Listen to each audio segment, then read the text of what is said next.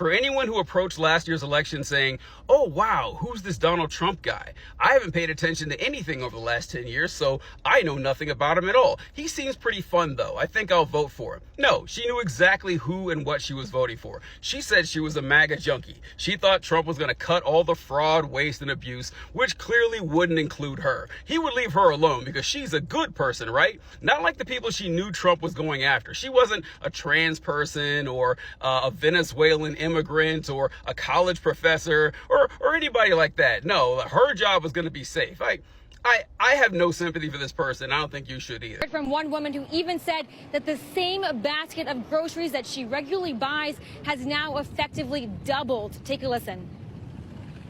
I feel like the prices are ridiculous now. It's to the point where it's going to be harder for people to shop because the prices are just insane. Literally, yes, because last week I like literally for the same amount of stuff that I bought, I literally paid like maybe 30-40 bucks, and now it's like $75 for like 3 bags of groceries. It's like completely insane.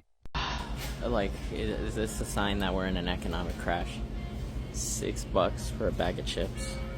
And we're in the high desert. This is supposed to be cheap. How much is it for these onions? Probably about $6 too. $4 for a bag of Cheetos. 2 for $7. Everything here is expensive.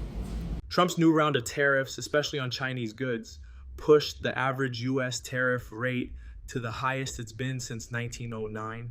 That's basically a tax on everything we buy. And instead of protecting jobs like promised, some industries are actually seeing layoffs. Yeah, hi. So I just bought like 5 basic household kind of grocery items. You want to know how much I paid for it? You want to know? Huh? You want to know? You want to know how much I paid for it? Because I bet you don't know how much I paid for it. $47.32 for about 5 items.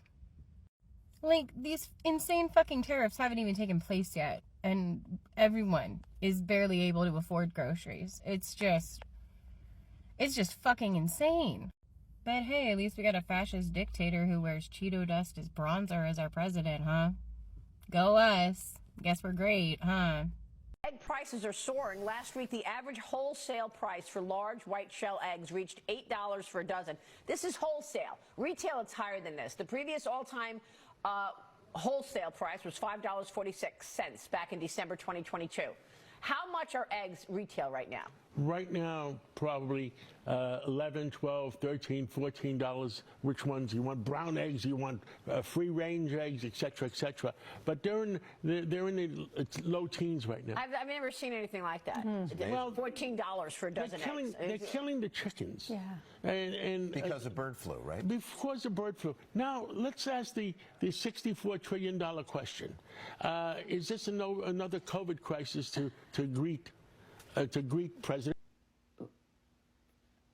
Why?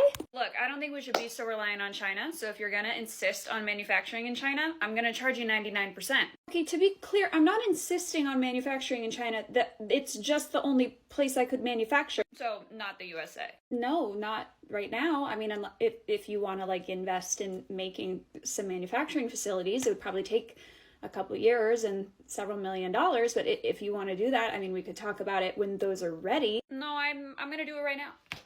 I'm going to do it right now.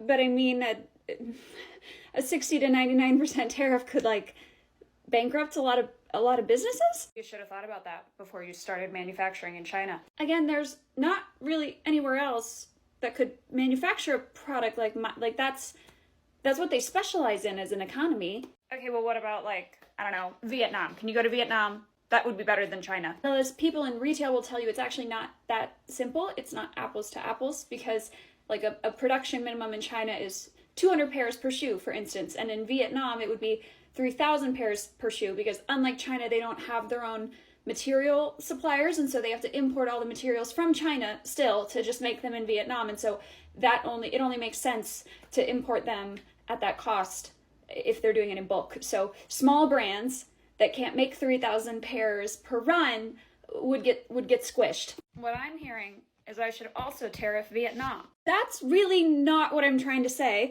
Actually, why don't I just tariff everywhere and everything so that you have to make it in America?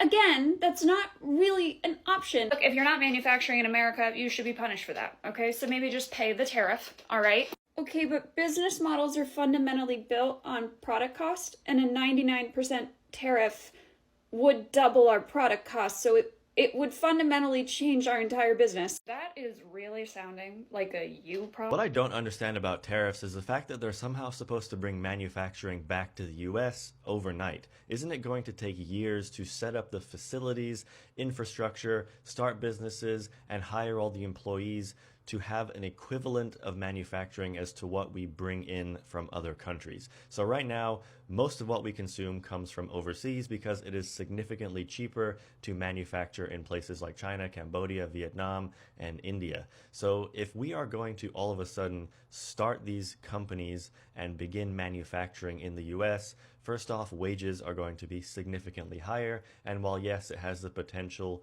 to have more Americans employed, it is going to be a lot more expensive to manufacture that product. Tariffs were supposed to help US industries, but they're actually making things harder. When you tax imported materials like steel and aluminum, it raises costs for American manufacturers. That means everything from cars to buildings gets more expensive to produce. Companies then pass those costs to consumers, which is why prices keep going up. Okay, we're in Portland, Oregon, TikTok. This is how much Portland hates Trump. And Elon Musk, they can't have our shit. This is our streets. If there's protests in your city, get out there right now. There are protests all over the country. This is just one where I am, and that is in Charlottesville, Virginia. This protest goes on for at least a mile. There are thousands and thousands and thousands of people here. A day of protest. What are you doing?